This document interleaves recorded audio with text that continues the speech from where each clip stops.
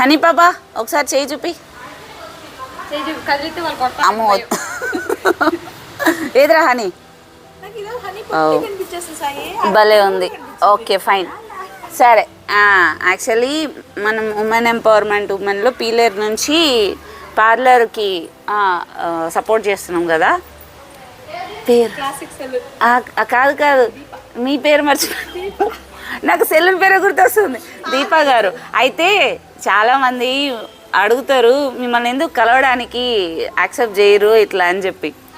తను కూడా కలవడానికి చాలా ఫస్ట్లో చాలా అసలు నేను తన తపనికి దానికి తను ప్రయత్నించిన దానికి నేను కలిశాను.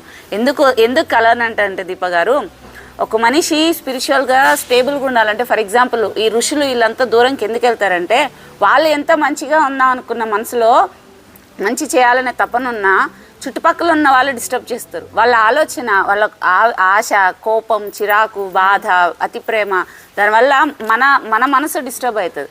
అలా లేకుండా స్టేబుల్గా ఉన్నప్పుడు మాత్రమే నువ్వేమైతే అనుకుంటున్నావు ఆ పని మీద కాన్సన్ట్రేషన్ వస్తుంది.